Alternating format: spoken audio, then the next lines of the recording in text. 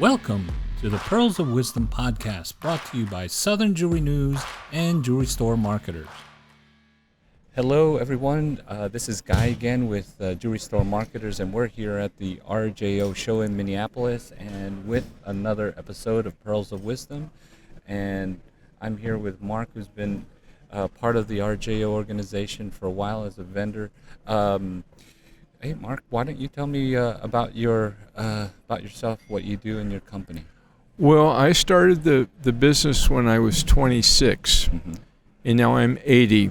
Tell me the name of the company. I'm from California. Perfect. And my first account outside of California, I was told I should contact this group. Mm-hmm. So I was invited out here to Iowa. Yeah.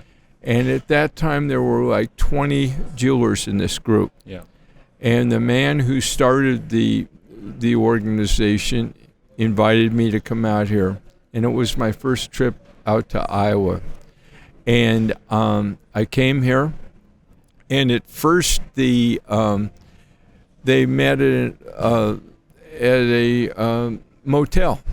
And they took one floor of the place, and I had a room in there. Yeah. And that's how it started. Nice. So you started as a vendor. You're a vendor of the RJO. And, Yes. To the jewelers. So how long have you been in the jewelry industry? I started the business after I was in the Marine Corps, and then I started it right when I was 26, and at that time gold was 35, and it went to 100, and they thought that they wouldn't sell gold again, which was wrong. And I started manufacturing mountings and selling them to stores, and this was my first trip outside of California, and I loved it, and I came here, and I've been coming twice a year since that time. Tell us the name of your company and type of products you sell right now. At that time, I made mountings, Okay. and I made them myself, and I would sell them to stores, and that's how I started. Yeah. And I brought they wanted me to show my pieces, and they took pictures of the pieces and sent them to all the jewelers. Okay. What about now? What's your product line look like? Same now? kind of thing. Only now I make more fashion diamond jewelry. Okay. And I have accounts all over the country. Yeah. And I've really enjoyed this whole industry. Nice. So just so anyone listening, if they wanted to find out, what would they look for? What's the name of your company? And name of my company is the same as my name. It's Leddel Designs. Leddel Designs. And I make the merchandise, and I sell it to stores throughout the country, and Nice. That's how it works. Okay, great. And what's been fascinating how this group has expanded. I think now they have 900 members.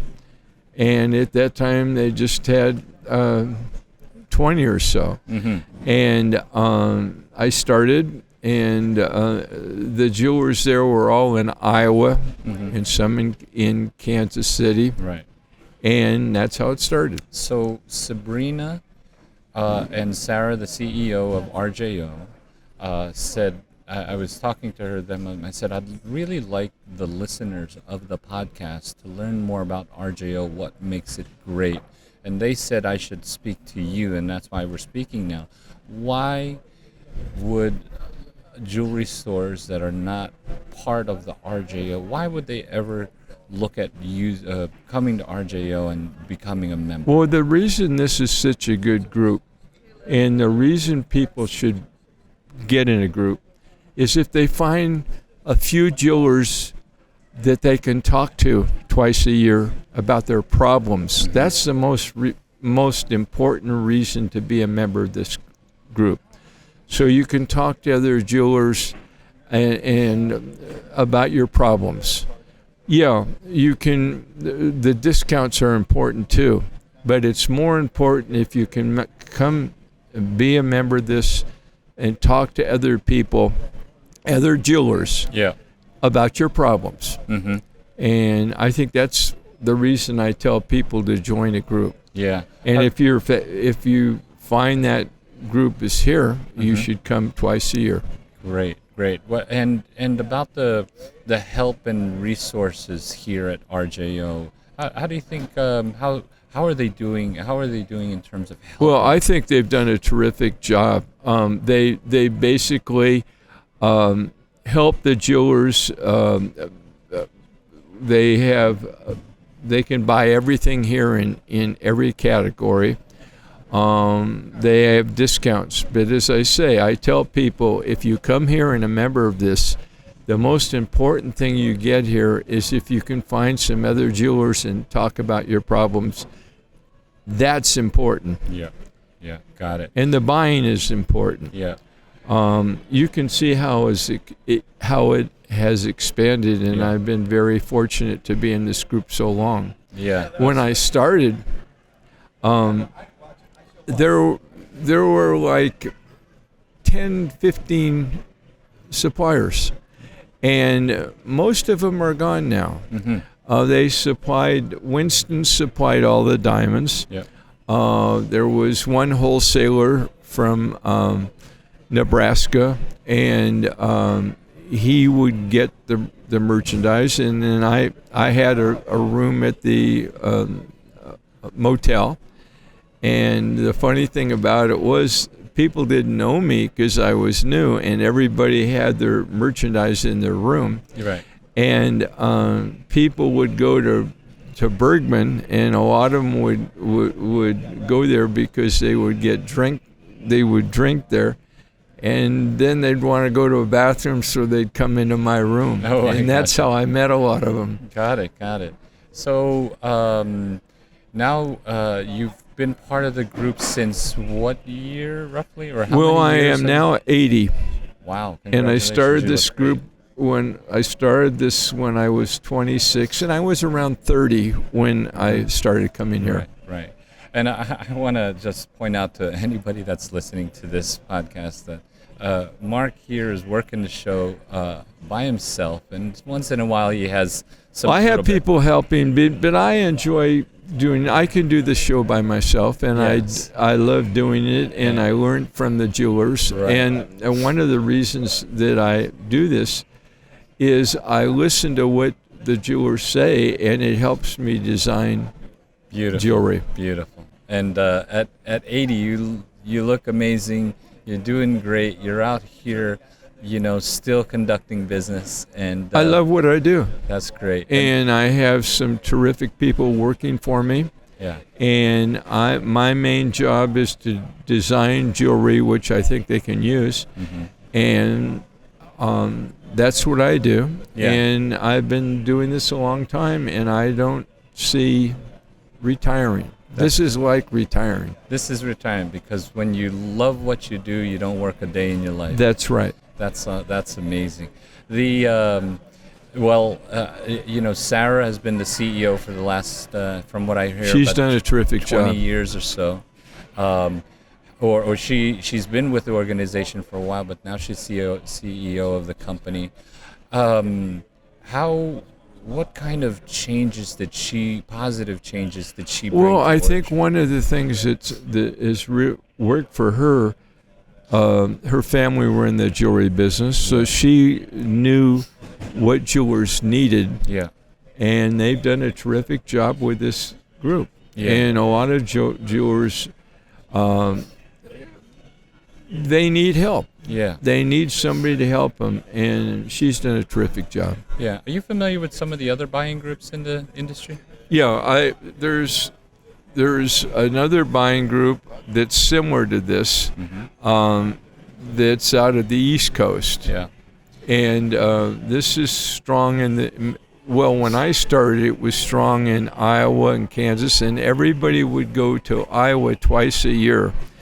And you would basically have a table or two tables, and you'd you'd meet here in January, and you'd meet twice a year, and it was fun. It was a lot of fun, and people were very loyal to the suppliers in this group, and I'm very happy to be a part of it. Yeah, fantastic. Yeah, they have done a great job putting together the vendors, putting on this event, really providing resources. They've done a terrific job. This is, I think, the way this is done. Now they get jewelers from all over the country to come to their shows, and they've done a terrific job for the jewelers, and I am very proud of this group. Yeah. I could see that they spoke very highly of you, and I'm you're maybe because I'm 80 years old. No, but only if you're doing well and people like you, and you have a great product and service, that's why you'll stick around. And like you said, you love what you do, and that comes out. People know it. I've had people that want to buy the business. But I basically love what I do.